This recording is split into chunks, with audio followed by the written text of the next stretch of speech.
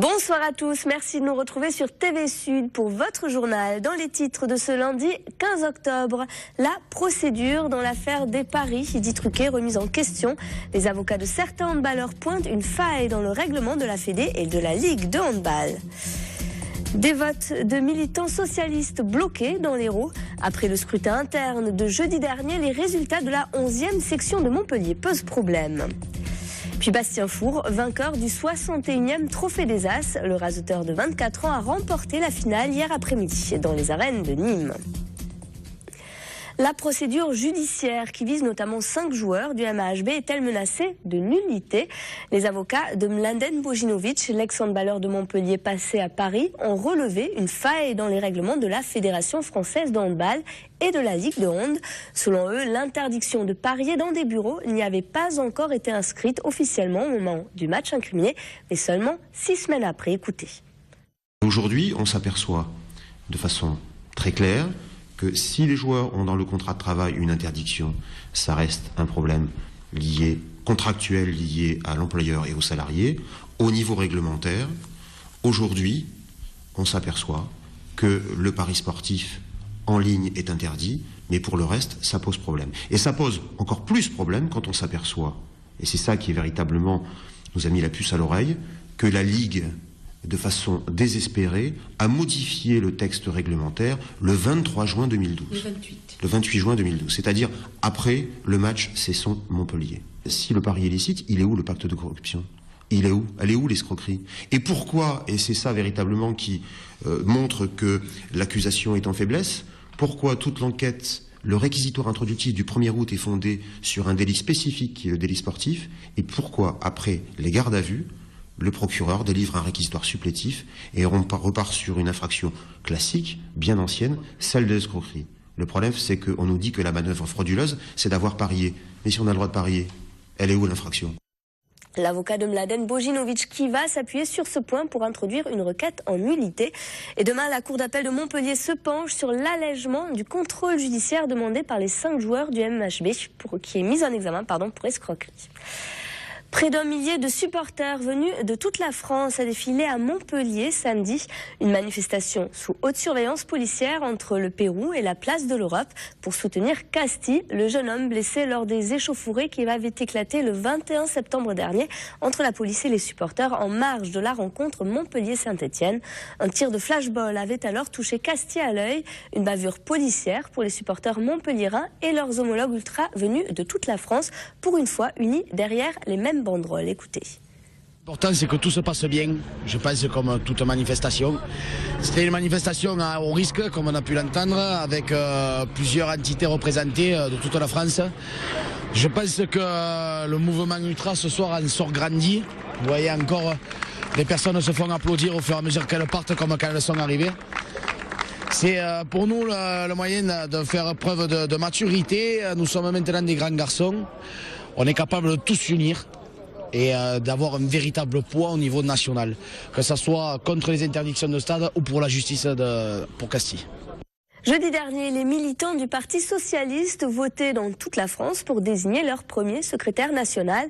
À Montpellier, la 11e section, pourtant dissoute, est réapparue à cette occasion, mais le résultat de son vote a été bloqué. En effet, dans cette entité de la Fédération socialiste de l'Hérault, on a compté beaucoup plus de votants que d'inscrits. Explication, Olivier Roiron.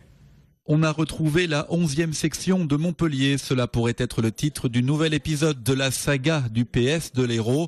Au moment où le 11 octobre dernier, les adhérents socialistes votaient pour désigner leur premier secrétaire national, la section 11 avait bien son bureau de vote au siège de la fédération. Je fais partie du bureau fédéral des adhésions. Au bureau fédéral des adhésions, la question a été posée. Il n'y a pas eu de réponse officielle de Paris, mais le bureau national des adhésions a considéré que la section 11, avec le solde de militants dont elle dispose, était habilitée à voter ce soir. C'est la raison pour laquelle, de façon légale, la section 11 est présente. La section 11 qui avait été créée du temps de l'ancien patron de la fédération PS de l'Hérault, Robert Navarro, exclu puis poursuivi par son ancien parti. À présent, c'est son épouse Dominique qui dirige la controversée 11e de Montpellier, qui avait pourtant été dissoute il y a 18 mois par la tutelle qui administre toujours le PS local. Jeudi, la vraie fausse section 11 a vu le résultat de son vote bloqué en fin de soirée.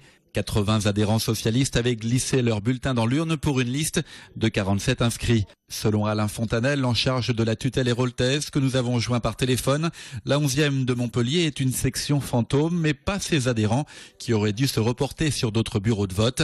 Les instances nationales du PS décideront ce mardi si elles valident ou pas les 80 bulletins litigieux de Montpellier avant le deuxième tour ce jeudi du vote des militants pour désigner leur premier secrétaire national.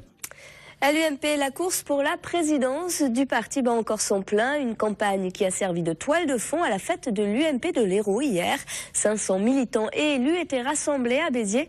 Parmi eux, le candidat Jean-François Copé et le représentant de son opposant, François Fillon. Christian Estrosi, écoutez. La responsabilité des militants de l'UMP, elle est majeure dans cette campagne, majeure, parce que c'est nous qui allons reconstruire l'opposition. Et c'est pour ça que je défends l'idée d'une droite et d'un centre-droit décomplexé, qui assume ses convictions, qui dit les choses, qui dit la vérité et qui fait des propositions. Et c'est ça qui doit faire la différence, comme je l'ai montré concrètement, en mobilisant pour la lutte contre le droit de vote pour les étrangers non communautaires, comme je l'ai fait en dénonçant le combat contre le racisme que nous faisons, qui est essentiel mais qui ne doit oublier personne. Le positionnement de François Fillon, c'est de nous donner la capacité d'élargir pour dire à des électeurs qui nous avaient quittés pour rejoindre le Front National d'un côté, des électeurs du centre qui nous avaient quittés pour voter pour le Parti Socialiste de l'autre, rassemblons le plus largement possible pour pouvoir mettre en échec la politique socialiste de M. Hollande qui, avec leur inexpérience, sont en train de mettre à plat l'économie de notre pays. Je rappelle que c'est le 18 novembre que les militants UMP éliront le président de leur parti. Retour à présent sur le week-end sportif avec une soirée de défaite pour Montpellier. Les handballeurs et les rugbyman ont essuyé un sérieux revers hier. Beau succès populaire en revanche pour le marathon de Montpellier qui a attiré 5000 coureurs. Résumé avec Alice Robinet et Jessica Desbois. 2h25, c'est le temps qu'a mis Rachid Boueladi pour parcourir les 42 km du marathon de Montpellier, établissant ainsi un nouveau record de l'épreuve pour sa 3e édition.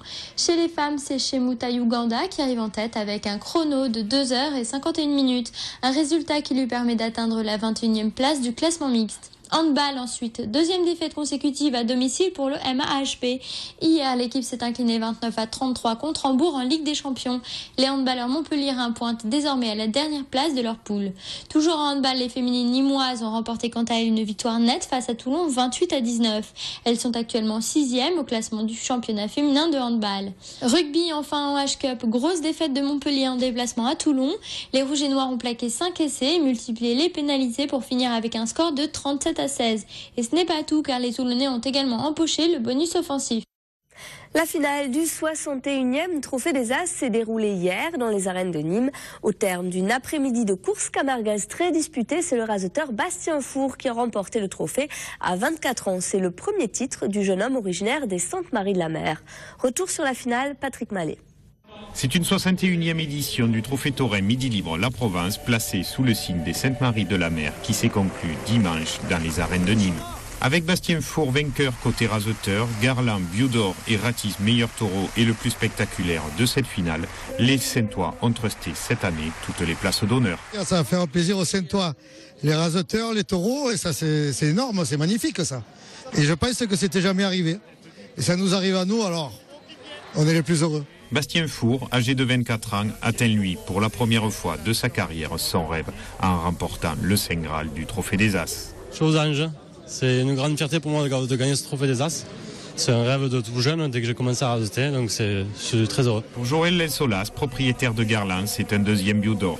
Auteur d'une très belle course, toujours empreinte de domination, Garland a confirmé son rang et montré au grand public que son titre n'était pas usurpé. Je pense que le taureau a fait une excellente saison cette année et il a confirmé son titre de 2011 et il mérite, je pense, haut la main le titre de 2012. Malgré les absences de quelques raseteurs vedettes comme Adrien Pujol, Amin Chekad ou bien Adil Benafitou, la course est très bien sortie.